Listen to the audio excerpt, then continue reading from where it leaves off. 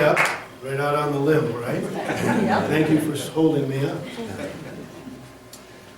So, I have a story for you. May or may not be true. But you know, I've been doing some traveling back and forth to Ohio and Kansas City, and I was standing in line, and there was this line right next to ours that was going to Mallorca, and there was a couple, and they were standing there waiting in line. They had just made it to the very end of the line. They were just about getting ready to board for Spain. And the husband looks at the wife and says, "Oh, honey, I wish we would have brought the piano." She said, "Whatever for?" And he said, "Well, because I left the tickets on it." That was one. I heard a few groans. See if you get more funny stories later.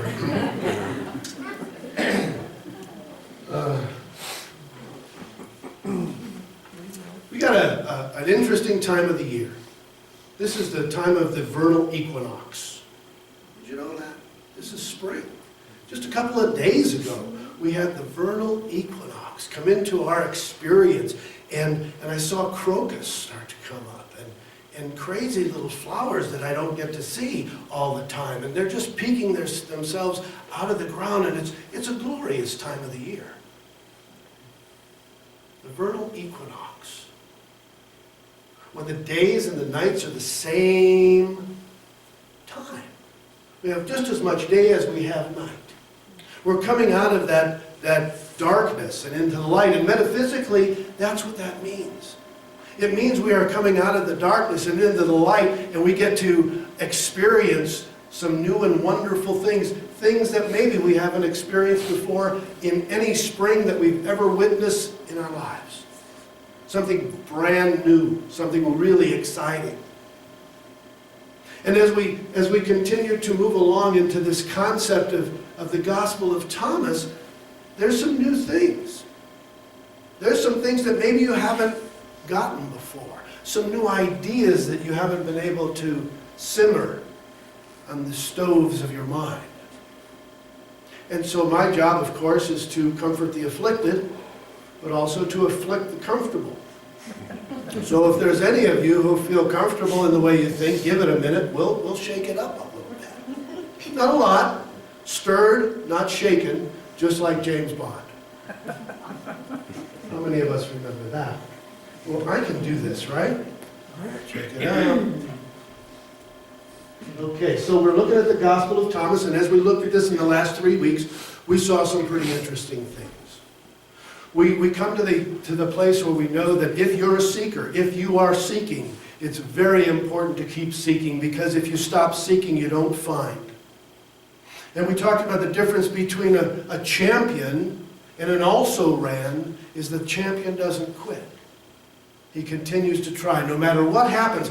And so we learn that in the Gospel of Thomas, because in these hidden sayings are some truths. And some of them are deeper than we have ever thought they may have been before. So going deeper into our subconscious, going deeper into our intellectual confines and exploding that, getting out of the box and walking into the bright and glorious sunshine of knowledge and truth. Because in our daily word, it talks about the truth setting us free. And sometimes freedom, I don't know, there's nothing greater in my mind. Freedom. Freedom to love. Freedom to move. And freedom to express the living God through us. And I found that to be very, very inspiring for me. So I have a quote for you. If I were to ask any of you, who is the greatest scientist that comes to the top of your mind immediately, who would it be? Okay, I didn't hear anybody say anything but Einstein. Listen to what he had to say. Everything is energy. That's all there is to it. Match the frequency of reality, of the reality you want, and you cannot help but get that reality. So when you match the frequency of the reality you want with your own frequency, you can't help but get it. He says it can be no other way. He said it's not philosophy, it's physics. It's physics. You see where religion and science are coming together all the time on many new and wonderful things. But we can go back a little bit farther, and we can read this. Just sit there. Don't do a thing. Just rest. Your separation from God and from love is the hardest work in the world. Hafiz. You know, it seems to me when I read that sometimes that's what I do all day long. I try to figure out how it is that I'm separate instead of how it is that I'm part of. And when that song came up, part of something greater, it was so important to realize that I'm not doing this by myself. I'm not the only one trying to create the vibration of the reality that I want to see in my life. I'm part of something greater. And right here, right now, in this room, I'm part of you. And you are part of me. And together, we are vibrating the harmony that we want to see in our world. And we're drawing it to us. The Buddha was asked, "What have you gained from meditation?" And he replied, "Nothing." Then the Buddha said, "Let me tell you what I've lost in meditation. Anger, anxiety, depression, insecurity, fear, and fear of old age and death." Again, giving us the opportunity to look at things from both sides of the coin. Being able to look at everything that we see from as many possible points of view as we can. And that's what we are looking at in the Gospel of Thomas. So, let me just show you, one of the things that Jesus says is that you are the light of the world. He said that I am the way, the truth, and the light. The way, the truth, and the life. But he also said that you are the light of the world. What do you think he was talking about? Okay, let's break this down real quickly. A little metaphysical lesson here. What is the light of the world? Truth. The sun. Do you agree? Our star, our solar system, our heliocentric solar system, sun. When ancient man first saw a sun come up on the horizon, guess what he thought it was? God. Yeah. God. Jesus tells us that you are the light of the world. And it's kind of a coded way, in my way of thinking, that Jesus was telling you that you're God. You are an individualized expression of God. We've been teaching this in Unity from the very first day. You are the light of the world, the sun, the star, God. Just like everybody else, so don't get too big a head. But we're all expressing this. So I want to tell you another little story that is very important in the Gospel of Thomas. And it's a fish tale. I think I have that up there too. Let me just, yeah, fish stories. You know how fish stories go? You remember fish stories, right? So there was this fish. And before the story was over, it was this big. Right? It keeps getting bigger and bigger and bigger. But what about fish stories in the time of Jesus? So let me take you back to this particular story. There are a lot of fish stories in the time of Jesus. They lived near the Sea of Galilee, and they did a lot of fishing, and they probably ate a lot of fish. They took a lot of fish to their picnics. It's a pretty smelly picnic.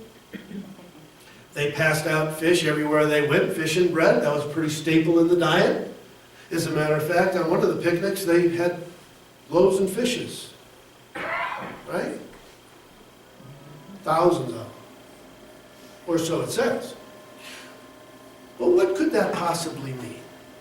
If we really went deeper into the metaphysical part of this kind of fishes, I want to give you a little piece of something that came to me, and I want to share it with you, and it's about fish stories. In this particular story in Thomas, Jesus tells the fishermen to throw the net over the side of the boat, and they haul in the fish. Now, this isn't the one where they break the nets. This is the one where in Thomas, they see all the little fish. And Jesus says, throw them back. Pick out the big ones and throw them back.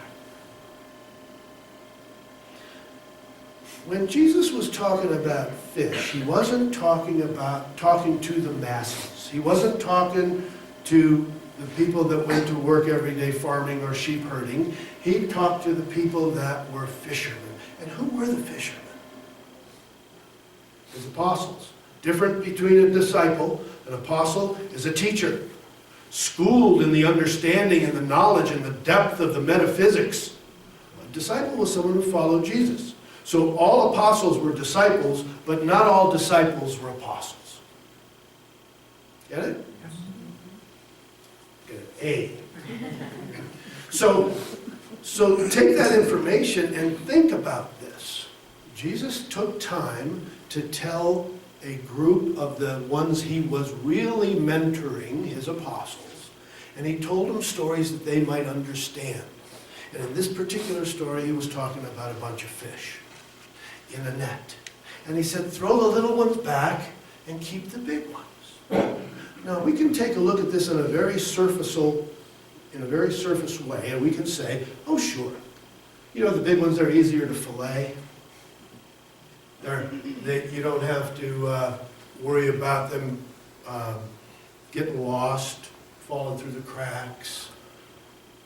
They're meatier. There'll be all kinds of benefits of taking just a big one. Now, if you take that a little bit deeper, you can understand where Jesus might be saying, and when you throw the little ones back, they get an opportunity to grow up to be big ones. But you have to have a measure of belief. You have to have a measure of belief that when you come back the next time, the little ones are going to be big and you're going to catch them. You follow me? It's like putting it out there. It's like paying it forward. It's like tithing. You got to have a little bit of belief that it's going to come back to you, pressed down, good measure, shaken together and running over. Because if you don't, then chances of that happening, if you don't believe in it, really diminish. Not that they won't, but they diminish. Okay, so now we go a little bit deeper yet. We're going to wade in a little deeper into this fishtail and think that this might be a lesson in discernment. How to decide. You're a fisherman and you want to decide. And he's going to try to teach them to be fishers of men. How do we decide? We decide on the ones that we can see the easiest. The ones that kind of stand out.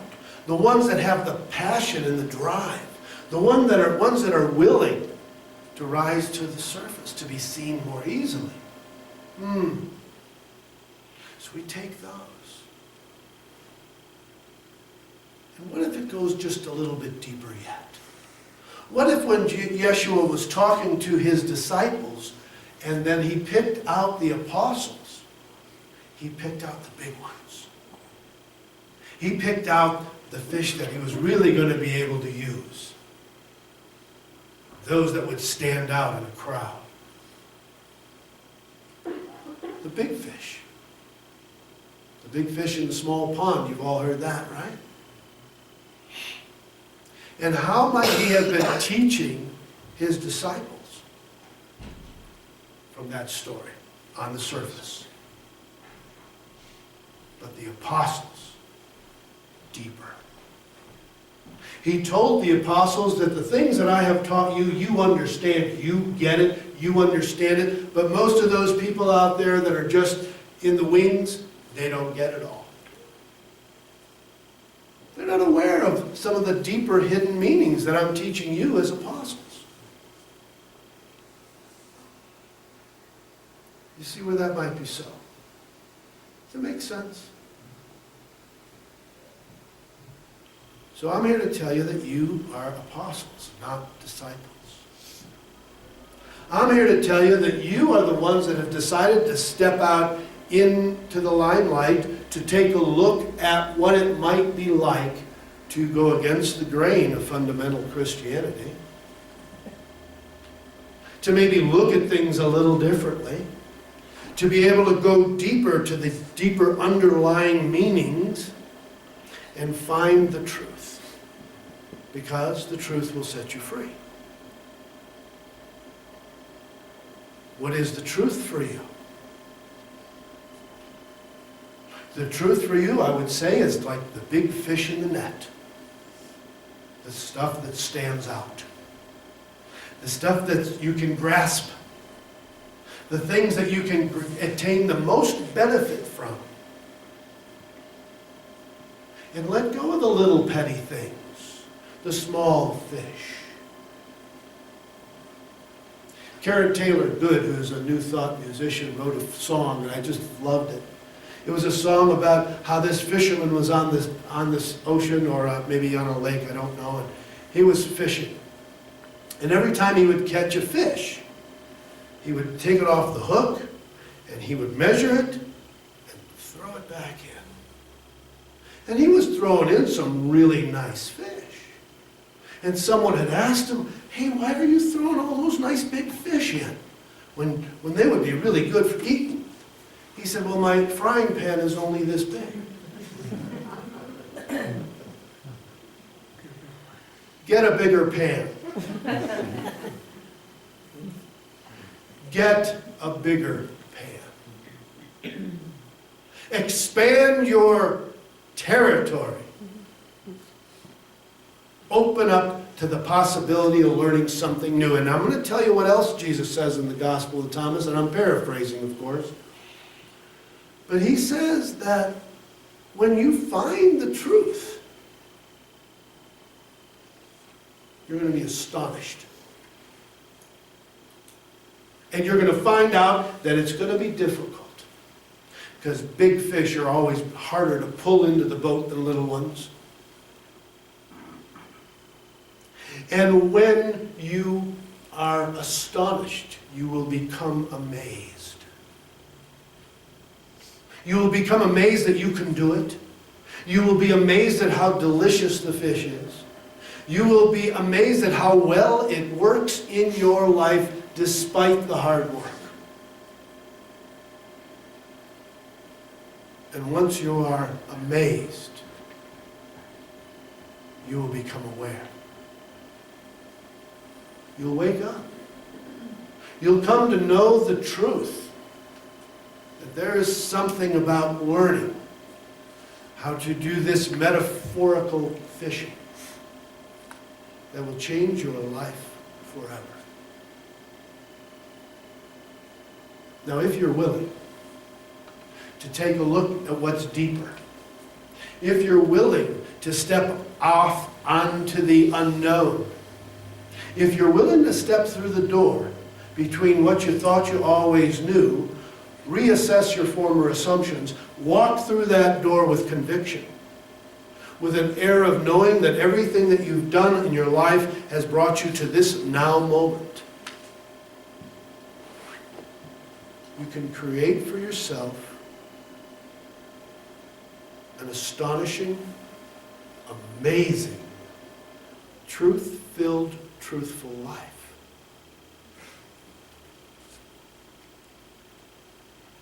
This is spring, the vernal equinox.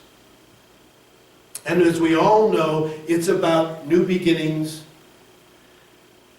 And in Christianity, we talk about a resurrection.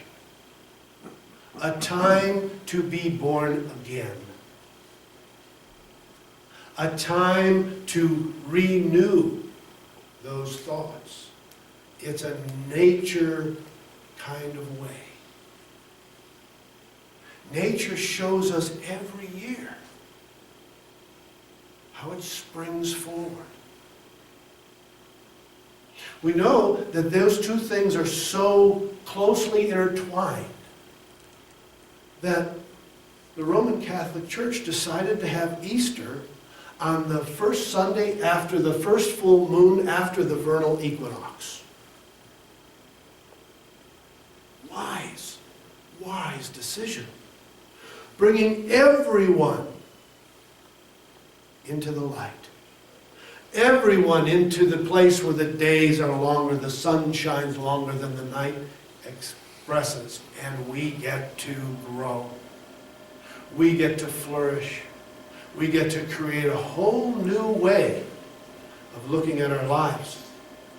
We can resurrect those things that we threw away, take a look at them and say, where is the good here?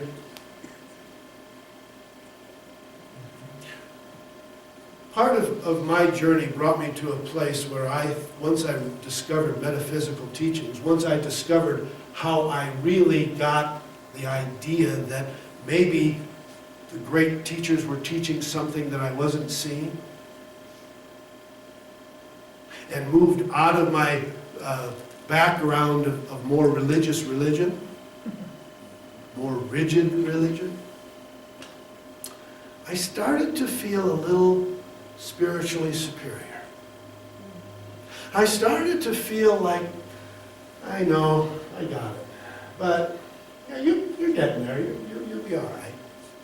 Yeah, well, someday you'll understand that there's this, it'll click for you, and you'll get it. And I came to the understanding and the realization that they are exactly where they need to be. And it's not my job to try to make them different. People ask, well, why doesn't unity proselytize? I don't know why unity doesn't proselytize, but I'll tell you why I don't try. Because I can't change your mind. Only you can do that.